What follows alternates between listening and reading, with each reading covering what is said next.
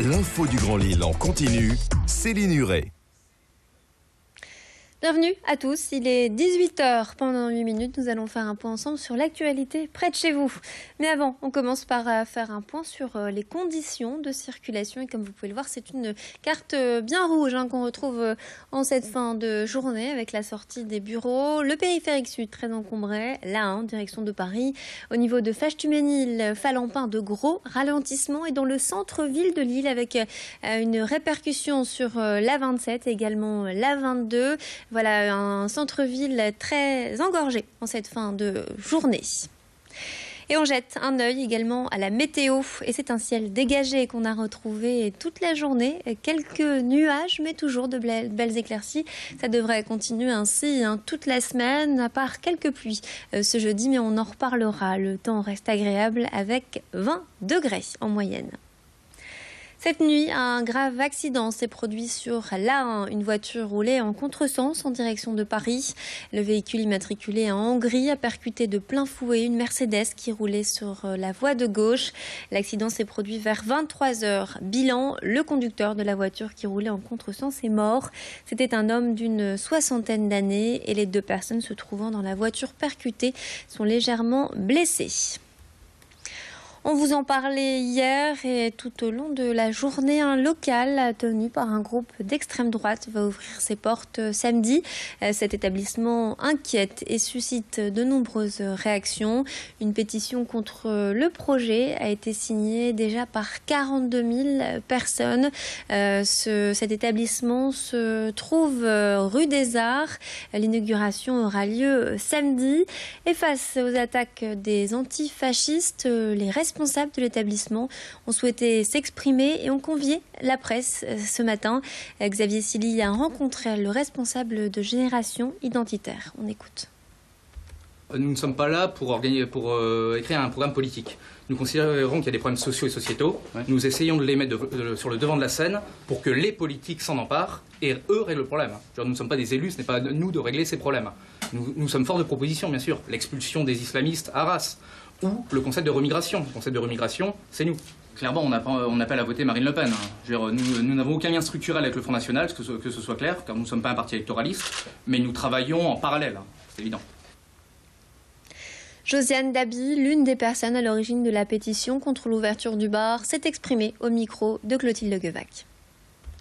Dans notre ville où on prône le bien vivre ensemble, la démocratie, l'amour de tous, et puis là se retrouver avec des propos fascistes et un lieu en plus dans le centre-ville, c'est... moi je suis...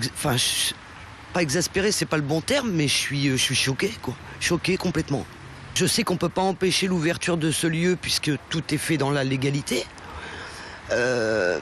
Maintenant, je pense aussi qu'on peut trouver des vices de procédure par rapport au racisme qui est dit ouvertement, puisque le racisme est puni en France. Le Vélil fête ses 5 ans et le bilan est plutôt très positif. Les Lillois ont adopté ce nouveau mode de transport. 15 000 abonnés au quotidien et 20 000 de manière occasionnelle. Le Vélil est utilisé comme moyen de déplacement complémentaire. À la sortie du bus ou du tramway, par exemple, les utilisateurs prennent un Vélil pour terminer le trajet. Mais pour certains, il est devenu une alternative à la voiture quand la météo le permet évidemment. Aujourd'hui, on compte 222 stations réparties dans 14 communes. Tout de suite, le responsable des Vélil pour Transpol au micro d'Idil Gunaï. Le vélo n'a pas changé en 5 ans, mais on est en train de travailler sur des améliorations, notamment au niveau du panier. C'était l'un des points évoqués par nos clients qui nous le remontent chaque jour ou via des enquêtes de satisfaction. Le vélo est vraiment un point fort du service. Les habitants de la métropole voyagent, sont capables de comparer par rapport à d'autres villes. Voilà, on a un panier qui est fait donc, en fonction du vélo et en fonction des équipements de la station. Et aujourd'hui, le panier de petite taille peut ne pas convenir pour certaines personnes, par exemple rentrant de la gare. Rencontre entre les producteurs de la région et l'enseigne nordiste Auchan ce matin. Tous les 2 ans, les producteurs proposent leurs produits, fruits et légumes, produits laitiers ou encore produits de la mer. 30% des exposants sont nouveaux cette année et c'est une belle occasion pour eux de vendre via cette grande enseigne. 120 produits ont été sélectionnés l'année dernière à l'issue de ce salon. Les heureux élus auront la chance d'être vendus dans les 26 magasins implantés dans les Hauts-de-France. Explication à ce sujet au micro d'Idil Gunaï avec le président de la Chambre d'agriculture du Nord-Pas-de-Calais. Si vous voulez, les relations avec le monde de la grande distribution, les relations sont compliquées. Elles sont difficiles. Je pense qu'il y a une partie d'incompréhension de part et d'autre. Et puis les choses ont dérapé au fil du temps.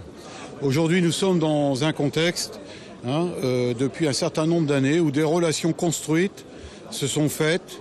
Et moi, je considère que ce type de salon, qui derrière débouche en amont et en aval au niveau de tables rondes organisées entre les producteurs, les transformateurs et les distributeurs, c'est de cette façon-là que nous devons aborder l'avenir, c'est de cette manière-là que nous devons travailler. Prolifération de cafards dans la rue du Général Mangin à Armentières. Il y a 3 ans, les premiers cafards ont envahi le quartier à cause de maisons insalubres infestées. À l'époque, l'une des habitations avait été traitée. La situation s'était donc améliorée, mais depuis quelques mois, la colonie est de retour et les habitants de la rue sont désemparés.